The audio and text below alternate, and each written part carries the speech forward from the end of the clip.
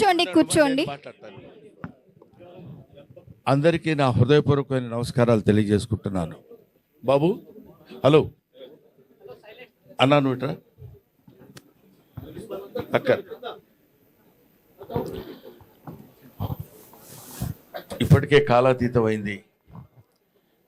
మీరెంతో ఓపికగా నన్ను ఆశీర్వదించడానికి వచ్చి నన్ను మీ మంచి హృదయంతో మీ సంపూర్ణమైనటువంటి ఆశీస్సులు అందజేసినందుకు నా హృదయపూర్వకమైన నమస్కారాలు తెలియజేసుకుంటున్నాను. శిరస్సు వంచి పాదాభివందన చేసి మరీ తెలుసుకుంటున్నాను. ఇక్కడ ముఖ్యంగా చెప్పాల్సినటువంటి విషయం, మర్చిపోకుండా చెప్పాల్సినవి కొన్ని ఉంటాయి. అవి ఈ సభకి పిలవగానే వచ్చినటువంటి రఘురామకృష్ణరాజు గారికి, శ్రీనివాసరాజు గారికి నా హృదయపూర్వక నమస్కారాలు తెలియజేస్తున్నాను. ఎందుకంటే ఇందాక ఆయన చెప్పారు, స్వామివారి దర్శనం you won't get Darshan, he will give you Darshan అంటారు. భగవంతుడు ఆయన దర్శనం ఇవ్వాలి, కానీ మనం దర్శనం చేసుకుంటాం అనేటువంటి ఆలోచన చాలా పొరపాటు అని చెప్పడానికి అదొక నిదర్శనం. వాళ్ళు రావటం నాకు ఎంతో ఆనందంగా ఉంది. ముఖ్యంగా ఈ సభలో ఇంతమంది మనస్ఫూర్తిగా నన్ను ఆశీర్వదిస్తూ మాట్లాడుతున్నప్పుడు ఎవరు ఏదో రెండు ముక్కలు మాట్లాడాలి కాబట్టి మాట్లాడినట్టు ఎక్కడా అనిపించలేదు. ప్రతి వాళ్ళు వాళ్ళ హృదయాంతరాల నుంచి మాట్లాడిన భావన నాకు కలిగింది. 42 సంవత్సరాల సుదీర్ఘమైనటువంటి ఈ చలనచిత్ర జీవిత చరిత్రలో ఎన్నో ఉడుదుడుకులు, ఎన్నో రకరకాలైనటువంటి ఇబ్బందులు ఎదుర్కొని మీ అందరి ఆశీస్సులు 4 డికేడ్స్ దాకా తెచ్చుకోగలిగానంటే అది నా గొప్పతనం కాదు. అది ప్రేక్షకులు, ప్రేక్షక దేవుళ్ళు, ప్రేక్షక మహాశయులు వాళ్ళ యొక్క ఆశీస్సులే ఇంతవరకు మేము నిలబడగలిగాం. అదే లేకపోతే నేను వాళ్ళ ఈ స్థితిలో ఉండేవాడిని కాదు. అంతకు మించి తెలుగు కళామ తల్లికి, తెలుగు సినిమాలు నిర్మించినటువంటి తెలుగు ఫిల్మ్ ఇండస్ట్రీకి నా శిరస్సు వంచి నేను పాదాభివందన చేస్తున్నాను. ఎందుకంటే ఇన్ని సినిమాలు చేసి గిన్నిస్ బుక్ ఆఫ్ వరల్డ్ రికార్డులో బ్రహ్మానందం నేమ్ నమోదు చేసుకున్నాడంటే,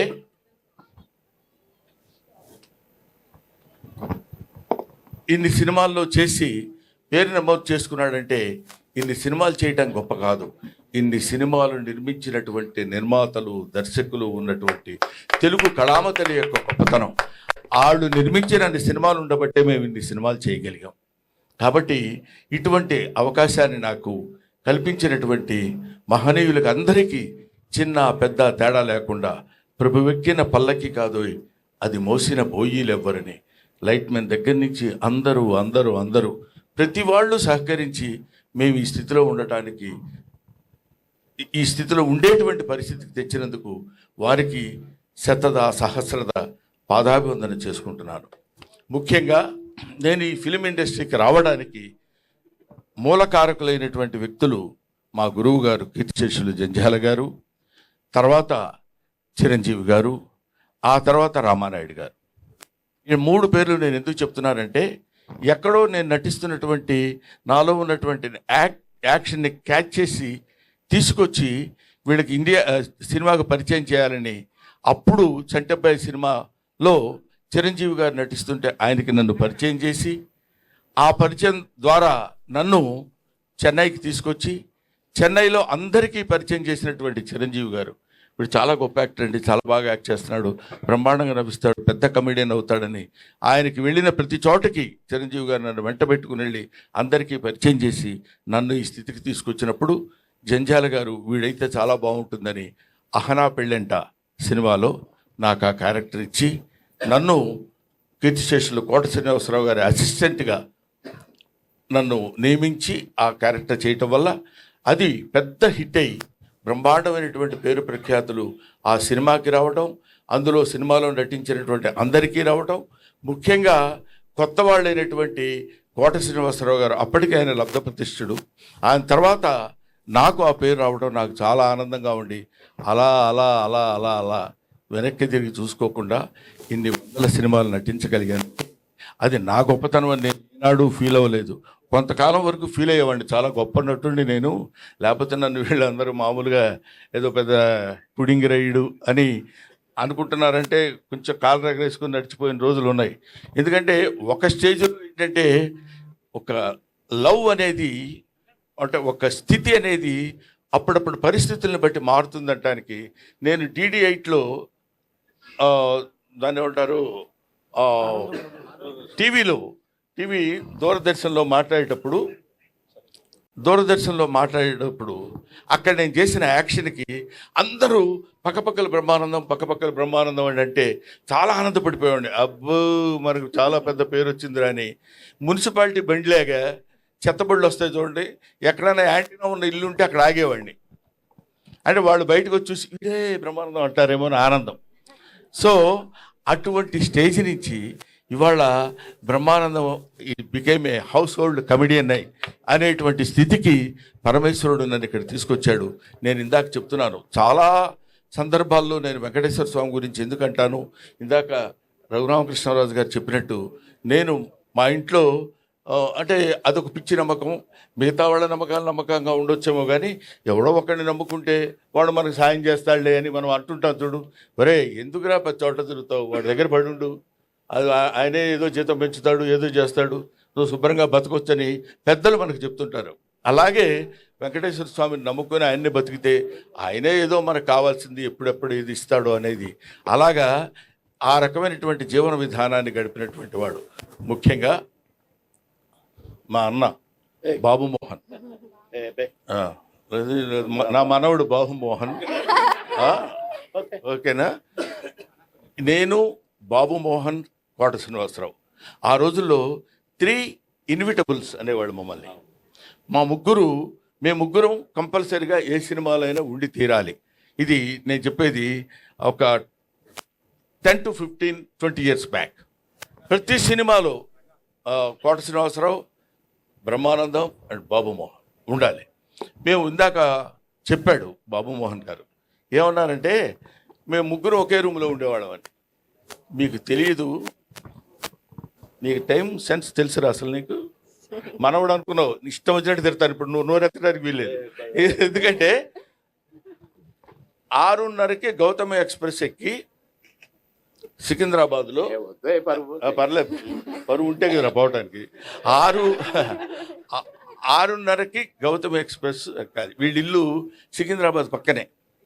కరెక్ట్గా 6:31కి ఒక వ్యక్తి ఒక బ్యాగ్ వాడి చేతిలో పట్టుకొని పరిగెత్తుకుంటూ వచ్చేవాడు కంపార్ట్మెంట్ దగ్గర. ఎవరు ఏంటి ట్రైన్ కదులుతున్నప్పుడు పరిగెడుతున్నాడు ఏంటి అనుకునేవాడు.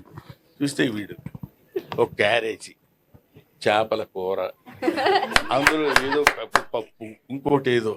అన్న నీకోసం చేపల కూర తెచ్చినానే. ఎవరికి తెచ్చాడు, అసలు ఎక్కకపోతే ఏంటి పరిస్థితి అని ఎక్కి శుభ్రంగా తిని పడుకునేవాడు. పడుకుని ఒక అర్ధరాత్రి పూట అని, ఏంటా ఏమైందంటే చలిగా ఉంది బావా, చలిగా ఉంది. ఏంటి చలిగా ఎందుకుందిరా అంటే, అప్పుడు ఒక ముద్ద తగ్గించుకొని తింగితే ఆ చలి ఉండదు, పాడు ఉండదు. ఏసీలో పడి మళ్ళీ తీసుకొని కింద కూర్చోబెట్టి కింద పడుకోబెట్టి ఇలాగా వెళ్తుంటే టికెట్లు ఉండవు. ప్రొడక్షన్ మేనేజర్ టికెట్ గురుగారు మనకి నిర్వహణలో వచ్చేస్తాయి. అదే మామూలు టికెట్ అనుకునేవాళ్ళం, మనం ప్లాట్ఫామ్ టికెట్ అనమాట. అది తీసుకుని అక్కడికి వెళ్ళిన తర్వాత మొత్తం ప్రతి ఒక్కడు బెమ్మారా బాబోను ఏంటో టికెట్ లేదా, కన్ఫర్మ్ లేదండి, పోనీ అక్కడ కూర్చోడాడు పక్కన, ఏది లెట్రిన్ పక్కన కూర్చో.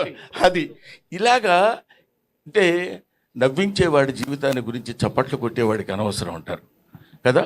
మీకు అనవసరం, మీకు మేము నవ్వించాలి.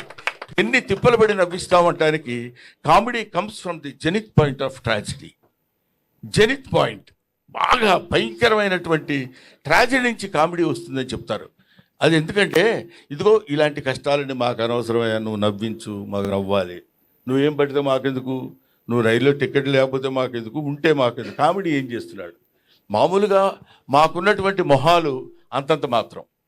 ఈ మొహాల్ని మళ్ళీ ఇందాక మన మిత్రి సత్య చెప్పినట్టు మా మొహాల్ని వికృతంగా మార్చుకుని, వాడు ఇలా కొట్టబోయాడు అనుకోండి, ఇలా అనాలి, అలా అంటే కానీ నవ్వరు. అలా నవ్వటం కోసం 24 గంటలు ప్రయత్నం చేసి రిహార్సల్ చేసుకుని కష్టపడి తీసుకొచ్చి మిమ్మల్ని నవ్వించడానికే మా ఏడుపంతా. అటువంటి అటువంటి కామెడీ జీవితాల్ని పంచుకొని పుట్టినటువంటి మమ్మల్ని మీరు ఏదైనా చిన్న చితక పొరపాటు తప్పులు ఉప్పులు ఉన్న పండురా పాపం పొద్దున్న లేస్తే నవ్విస్తాడు రాండి వదిలేద్దాం అనే పెద్ద మనస్తత్వాన్ని మానవాళి తెలుసుకోవాలని నా మనస్తత్వం. అది నా బాధ్యత. అది మనుషులు మానవులమైనందుకు ఎక్కడ ఒక్కొక్కటి జాబ్ ఏంటి, మిమ్మల్ని నవ్వించడం, to make you happy, right?